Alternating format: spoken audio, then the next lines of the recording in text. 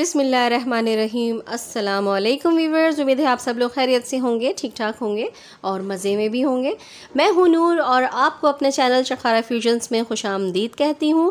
आज जो मैं आप लोगों के लिए रेसिपी लाई हूं वो बहुत ही मज़ेदार सी रेसिपी है, बहुत ही क्रिस्पी रेसिपी है और वो है हमारी स्टफ़्ड कुलचों की रेसिपी, जो कि बहुत ही मज़े से बच्चे भी खा लेते हैं और बड़े भी बड़े शौक़ से खा लेते हैं। तो चलें फिर टाइम ज़ाया किए बगैर चलते हैं अपनी रेसिपी की तरफ। तो चलिए फिर स्टार्ट करते हैं।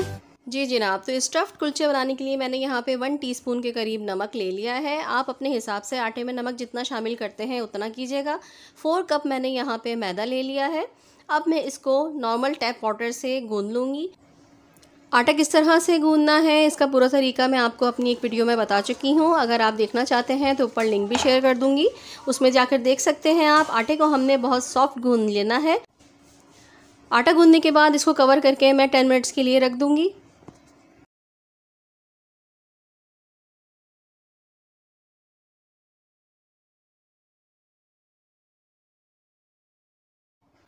स्टफ़िंग के लिए मैंने यहाँ पे एक शिमला मिर्च को बारीक काट लिया था, जूलियन। इसी तरह से मैंने ये करमकल्ला कैबेज ले ली है, इसको भी मैंने बारीक काट लिया था। ये छोटे साइज़ की कैबेज थी, इसको मैंने हाफ़ ले लिया था। और ये 2 मीडियम साइज़ की प्याज हैं, इनको भी मैंने बारीक बारीक स्लाइसिस में काट लिया था। और 3 हरी मिर्चें जिनको मैंने बारीक काट लिया था। वो तमाम चीज़ें डालने के बाद हम इसको मिक्स कर लेंगे। अब मैं इसमें 1 बाउल के करीब श्रेडेड चिकन ऐड कर दूंगी। चिकन को मैंने नमक और थोड़ी सी काली मिर्च डाल के बॉईल कर लिया था और उसको श्रेड कर लिया था, रेशे में तोड़ लिया था। चिकन ऐड करने के बाद मैं इसमें डालूंगी 1 टीस्पून के करीब सॉल्ट आप अपने हिसाब से शामिल करिएगा।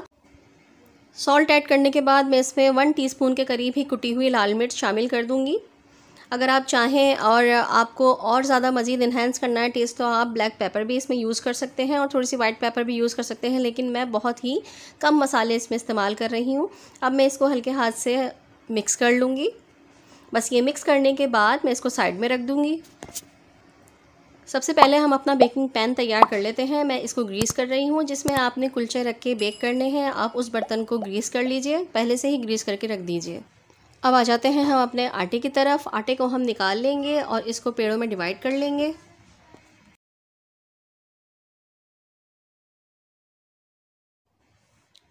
हाथों पे और पेड़ों पे थोड़ा सा खुश्क आटा लगाने के बाद मैं इसको थोड़ा सा सेटल कर लूँगी। अब मैं इसको 2 पीसीस में डिवाइड कर लूँगी और एक पीस के हमने 4 पीसीस करने हैं, मतलब आधे में से हमने 4 पेड़े निकालने हैं और टोटल हमारे पास तकरीबन 8 पेड़े बन के तैयार हो जाएंगे।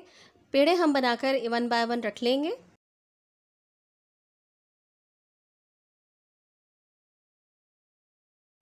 सारे पेड़े बनाने के बाद मैं यहाँ पे एक पेड़े को डस्ट करने के बाद फ्लोर पर रख दूँगी और बाकी पेड़ों को हमने ढक के रख देना है।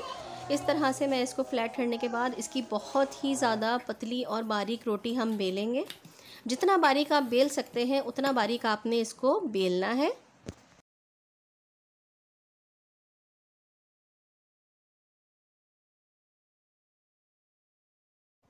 ये देखिए, एक रोटी हमारी बिल चुकी है। अब इसके ऊपर मैं थोड़ा सा खुश्क फ्लोर डस्ट करने के बाद इसको फोल्ड करके साइड पे रख दूँगी। अब दूसरे पेड़े को भी इसी तरह से हमने बारीक सा बेलना है। दूसरी रोटी बेलने के बाद उसके ऊपर हम ऑयलिंग कर देंगे। आप चाहें तो आप मेल्टेड बटर भी यूज़ कर सकते हैं, वेजिटेबल ऑयल भी यूज़ कर सकते हैं। मैं यहाँ पे घी यूज़ कर रही हूँ, क्योंकि घी से बहुत ही खस्ता से हमारे ये कुलचे बन के तैयार होंगे। अब इसके ऊपर जो हमने स्टफिंग तैयार की थी उसको मैं स्प्रिंकल कर रही हूँ अच्छी तरीके से। आपने ऑल ओवर पूरी रोटी पर आपने स्प्रिंकल करना है। फिर जो हमने रोटी को फोल्ड करके रखा था उस रोटी को बहुत एहतियात के साथ हम इसके ऊपर लगाएंगे और ओवरले कर देंगे इसके ऊपर इस तरह से। बस इसके बाद आपने हल्के हाथ से इसको टैप करना है एक मर्तबा और इसके ऊपर अच्छी तरीके से आपने ऑयलिंग करनी है। ऑयलिंग करने के बाद चिकन और वेजिटेबल की जो स्टफिंग हमने बनाई थी थोड़ी सी और इसके ऊपर स्प्रिंकल कर देंगे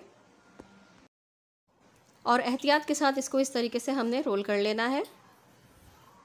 रोल करने के बाद मैं इसका यहाँ पे एक गोल सा पेड़ा बना लूँगी और इसको हाथ से इस तरह से हमने प्रेस करना है। बस जितना आप इसको स्प्रेड कर सकते हैं हाथ से उसी तरह से आपने इसको स्प्रेड करना है। और फिर मैं अब इसकी बेकिंग ट्रे जो मैंने तैयार की थी ऑयलिंग करके उसके ऊपर मैं रखने के बाद इसको दोबारा से प्रेस करूँगी। जितना स्प्रेड हो सकता है इसको स्प्रेड कर दें। तरह से आपने इसको स्प्रेड कर लेना है। अब थोड़ा सा देखेंगे, मैंने एक अंडा लिया है, इसको मैंने जस्ट फेंट लिया है। ब्रश की मदद से हम इसके ऊपर अंडे को लगा देंगे।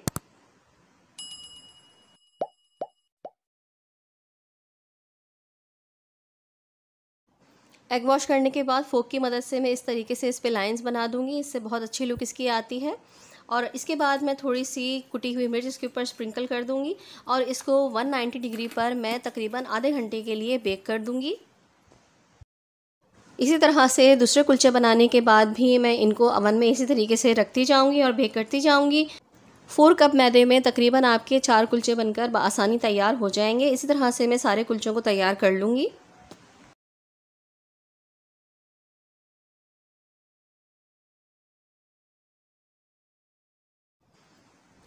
ये लीजिए व्यूअर्स, कुलचे हमारे बनके बिल्कुल रेडी हो चुके हैं। बहुत ही खस्ता, बहुत ही ज़्यादा मज़ेदार से ये कुलचे बनके तैयार हो चुके हैं। ये देखिए कितने यमी से ये कुलचे बने हैं।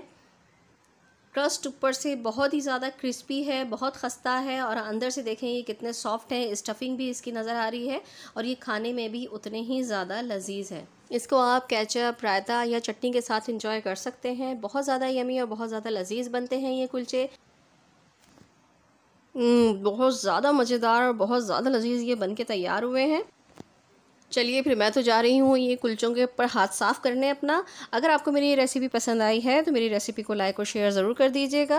और हाँ, अगर आप मेरे चैनल पर नए हैं और अभी तक मेरे चैनल को सब्सक्राइब नहीं किया है तो आइए आप भी मेरी यूट्यूब फैमिली में शामिल हो जाइए, मुझे बहुत अच्छा लगेगा। इसके अलावा आप मुझे मेरे फेसबुक पेज और इंस्टाग्राम पर भी फॉलो कर सकते हैं, जिसका लिंक मैं आपको डिस्क्रिप्शन में दे देती हूँ।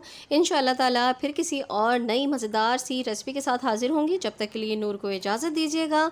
अल्लाह हाफिज़, अल्लाह निगहबान।